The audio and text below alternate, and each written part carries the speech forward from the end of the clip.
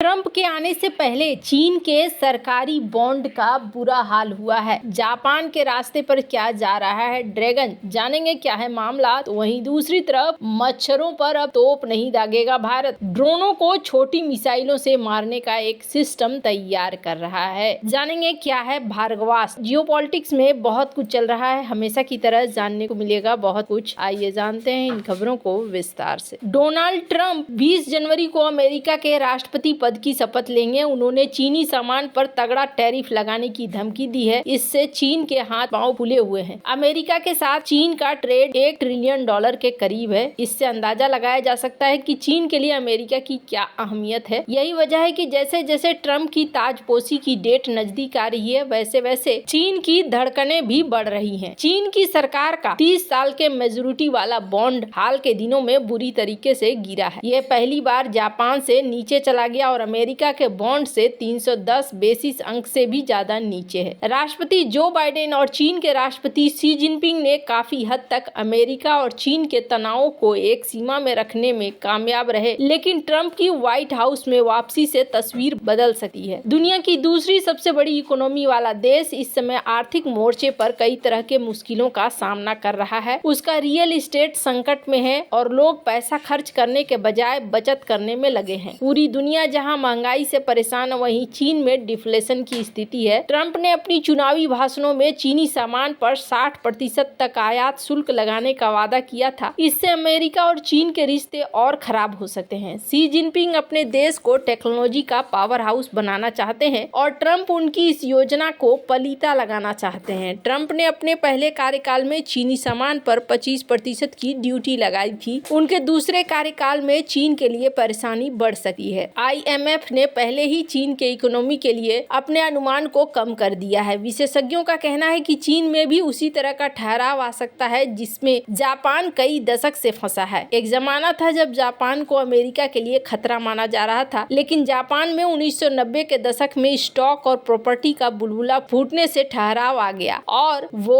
अब तक इससे उबर नहीं पाया है। चीन में आज वही स्थिति है। सरकार ने इकोनॉमी में जान फूंकने के लिए हाल ही में भारी भरकम पैकेज की घोषणा की, लेकिन इसका कोई असर होता हुआ नहीं दिख रहा है। एक्सपर्ट का कहना है कि इस स्थिति से बचने के लिए चीन को कंज्यूमर डिमांड बढ़ाने पर काम करना चाहिए और एक्सपोर्ट और निवेश आधारित ग्रोथ की नीति से हट जाना चाहिए। इससे चीन में सतत विकास को बढ़ावा मिलेगा और देश बाहरी झटकों से बचने में कामयाब हो जाएगा। चीन कई साल से दुनिया की फैक्ट्री बना हुआ है। वहाँ बने सस्ते सामान से दुनिया भर के बाजार भरे पड़े हैं। चीन इसी सफलता को हाईटेक एक्सपोर्ट में भी दोहराना चाहता है। सोलर पैनल, इलेक्ट्रिक व्हीकल्स और लिथियम आयन बैटरी के मामले में चीन वर्ल्ड लीडर है, लेकिन इसके साथ ही पश्चिमी देशों के साथ चीन का तनाव बढ़ता जा रहा है। हाल ही में यूरोपीय यूनियन ने चीन में बने EV पर टैरिफ बढ़ाकर 45% कर दिया था। अब व्हाइट हाउस में ट्रंप की वापसी से चीन की मुश्किलें एक बार फिर से बढ़ सकती हैं। अब यहाँ पर देखने को मिल रहा है कि बहुत सारी चीजें चाइना के साथ होनी शुरू हो गई है। चीन को दुनिया की फैक्ट्री कहा जाता है। पूरी दुनिया के बाजार में चीन के माल से पटी पड़ी है। पिछले साल यानी कि 2023 में उसने करीब $3,380 अरब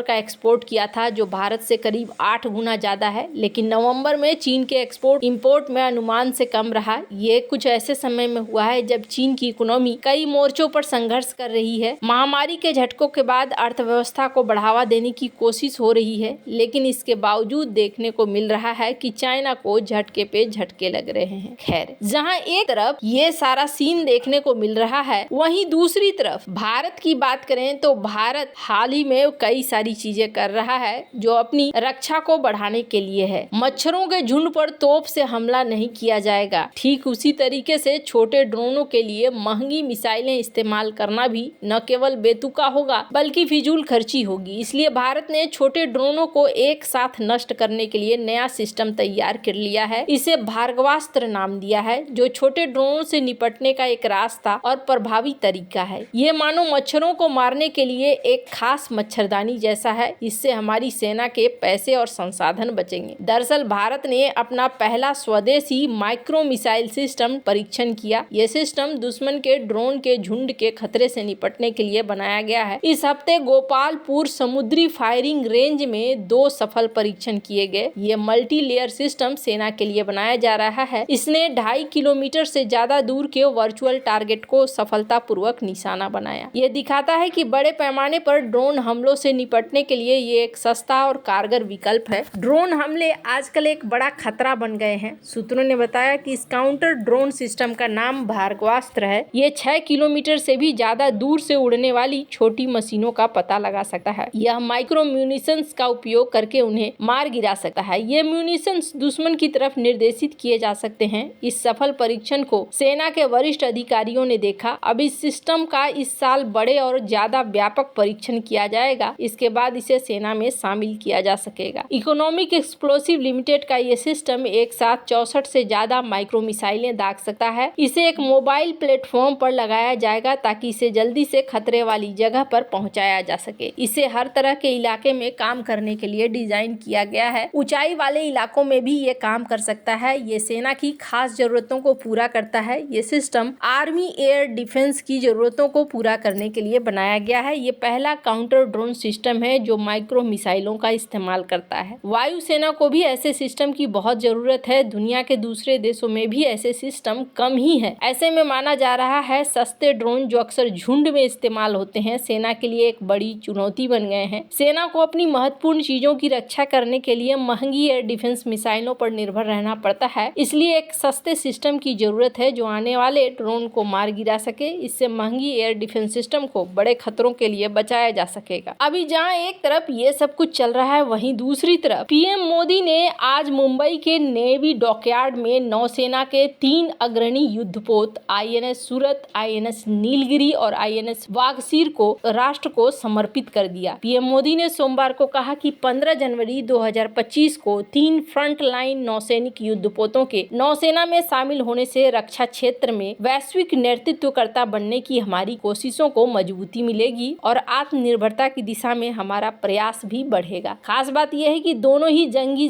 पोत और पनडुब्बी मेड इन इंडिया हैं। जहां आईएनएस सूरत मिसाइलों के लिए काल है तो वहीं आईएनएस वागसीर दुश्मन के रडार को चकमा देने में माहिर है, जबकि आईएनएस नीलगिरी समंदर में भारत को बढ़त दिला सकता है। आईएनएस सूरत P-15B गाइडेड मिसाइल डिस्ट्रॉयर है जो कि दुनिया के सबसे बड़े और सबसे बढ़िया डिस्ट्रॉयर युद्धपोतों में से एक है। खास बात यह है कि आईएनएस सूरत में 75% स्वदेशी सामग्री है। यह अत्याधुनिक हथियार, सेंसर पैकेज और उन्नत नेटवर्क केंद्रित क्षमताओं से लैस है। आईएनएस सूरत से एक साथ 16 ब्रह्मोस मिसाइलें दागी जा सकती है। हर लॉन्चर से 16 मिसाइलें दागी जा सकती है। ये ब्रह्मोस एंटीशिप मिसाइल सिस्टम से लैस है। आईएनएस नीलगिरी भारतीय नौसेना का पहला स्टील्थ फ्रिगेट है और इसे प्रोजेक्ट 17A के तहत बनाया गया है। ये शिप सुपरसोनिक सतह से सतह और मीडियम रेंज सतह से सतह हवा मिसाइलों के साथ है। इसके अलावे पानी के भीतर भी दुश्मन को ये पस्त कर सकता है, क्योंकि आईएनएस नीलगिरी सिर्फ जमीनी टारगेट को भी हिट नहीं कर सकता है, सबमरीन्स को भी हिट कर सकता है। इसकी रफ्तार 30 kmph है। ये एयर डिफेंस गन और 8 लंबी दूरी की सरफेस टू एयर मिसाइल से लैस है। आईएनएस वागसीर दुश्मन के रडार को चकमा देने में माहिर है। P-75 स्कॉर्पियन प्रोजेक्ट की छठी और आखिरी पनडुब्बी आईएनएस वागसीर मैन्युफैक्चरिंग इसकी भारत में हुई है और बिना शोरगुल के ये काम करता है। स्क्रीन पर आप देख सकते हैं इन्होंने एक वीडियो भी शेयर किया है जिसमें ये सारी चीजें दिखलाई गई है। वैसे आपको क्या लगता है, इन सब मामले में आपकी क्या राय है, कमेंट कर जरूर बताएं। जल्द मिलते हैं अगली वीडियो में नई खबर के साथ।